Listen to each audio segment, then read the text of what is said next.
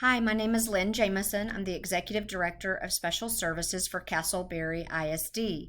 And when I was first approached about the idea of going virtual with our special education files, I literally had panic in my chest. I could not imagine not being able to physically walk over to our file room, open a cabinet, pull out a drawer, lift out the heavy, bulky paper file, and go through it. It really took me some courage and some collaboration with my Paperless Nation engineer to get used to the idea of being able to access it virtually.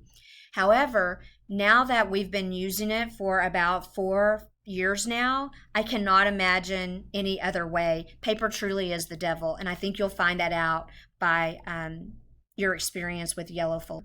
So initially, what we did is we had our Paperless Nation engineer come out and walk us through the steps of getting our file architecture set up, which is what you see here. And so this is very similar to the way that you would have your file set up in a paper folder. You would open up your paper folder, and you have all your FIEs here, your ARDs here, notices, consents, SHARs, outside reports, referral protocols, whatever, all in a physical file, and you would have a systematic order of that district-wide.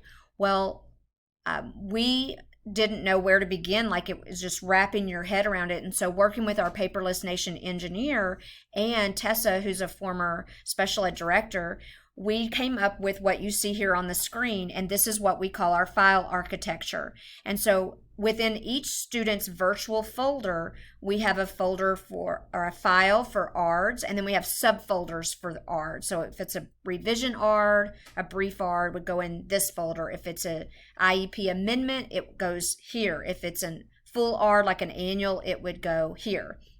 And then the next big file system or folder within our file architecture is COSIVs for our babies. And then we have a folder for evaluations, and this would include FIEs or outside evaluations. We put all of those together in one place. That also includes our protocols. So we scan and upload our protocols to Yellowfolder as well so that we can shred them. Medicaid, so anything that has to do with SHARDS notices or documentation has their own folder. And then we have miscellaneous because there's been a few random things that are unique to particular students, and they don't have their own folder or place to go, so we do have a miscellaneous folder. We added a restraint folder because, as you know, at the end of the school year, the summer, we have to report restraints to TEA, and so I wanted those housed separately. And then we have all of our referral information, whether it's from a campus making a referral for an evaluation or ECI. So this is our file architecture. This is what works for us. You as a district or as a department would need to decide what your file architecture needs to look like for your campus, district, or department. Once we got our file architecture set up, we had to train Yellowfolder. And the way that we did that is we had to provide to our Paperless Nation engineer at least 25 to 30 of each of these documents so that they could take them with them, which was the heartburn part. So of course we kept a log of everything we gave them, just in case that we needed to go locate it and it was no longer in the student's physical file while we were setting up our file architecture. So our Paperless Nation engineer came and we collected 25 ARDs, 25 FIEs, 25 restraint forms. They had to have different names, student names on them, but the front cover was all the same. And that's what they used to train Yellowfolder to recognize that this document that all looks the same on the front goes into this folder. So now that it's trained, all we have to do is print virtually to Yellowfolder, and Yellowfolder can read that front cover page and know exactly which of the folders in the file architecture to put that file, whether it's an ARD or an FIE or a restraint form. And it's based on the way that we trained it with that cover page. Now, there's going to be some files that it doesn't recognize, that it hasn't been trained with. For example, if you have a transfer student from another state, Well, we don't have 25 FIEs or 25 ARDs from California. So therefore we can't train it to know we're sending this to Yellow Folder. We need Yellow Folder to put it in the right file. It can't do that without being trained. And so for those items, once you scan or print the FIE or the ARD or whatever it is that it hasn't been trained on virtually, it's very simple, but you have to log into your account and you have to verify where it needs to go. It's actually a very simple process.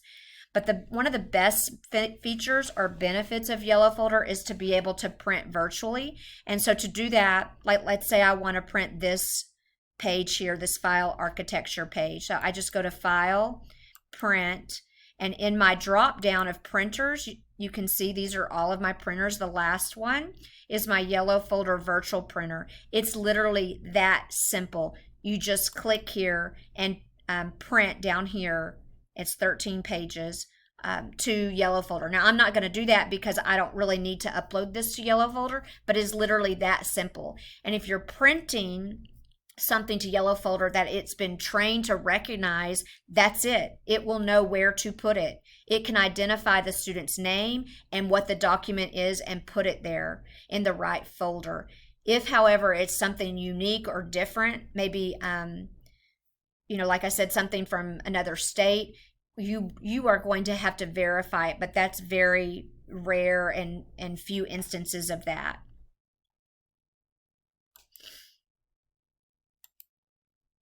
Okay, then the next thing is, so we got the simple filing options based on your virtual printer. Based on your file architecture. We talked about the virtual printer. We talked about training. Remote access, that is key, especially during the spring when we didn't have access to physical files. And so the beauty of Yellow Folder, just like we use Frontline or EastEd, or if you use SuccessEd, you can access these files anywhere, anytime, simply by logging in. And there have been times when I have not been able to locate a file or a folder, and yes, I get a little panic in my chest, but not one time has a Paperless Nation engineer or Yellow Folder customer support failed me. Not one time. They've always been able to locate it and find it for me. And I know it's user error. I'm not really sure because you can search by campus and you can search by the advanced find feature and look by a student's first or last name. So it's actually pretty simple to get started and to use, especially once you're past that initial hump of training Yellow Folder and being able to really let go and relinquish control over those physical files. Another benefit of Yellow Folder is you can share very safely and securely files. So for example, with our contracted service providers, we can share files remotely with them virtually and get them and it's password protected, and it also gives them a time frame. So you can view this file that I'm sharing with you from this date to this date using this password. And then once that date ends, you could make it a day or a week.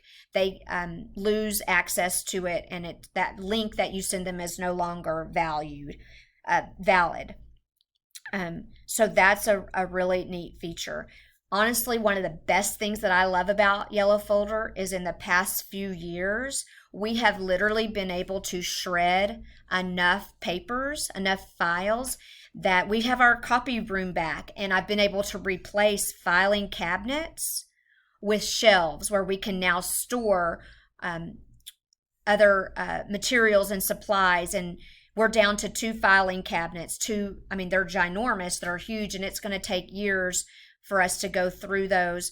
But I've been able to replace at least 3 of these extra large filing cabinets with shelves over the last 3 years because of Yellow Folder. So paper really is the devil. I think you will find Yellow Folder is very easy to use. The staff is great. Customer service is above average. They're good. They're friends of Texas Public Schools. I highly recommend Yellow Folder, and I think if you give it a try, you'll see the benefits of using it too. Good luck.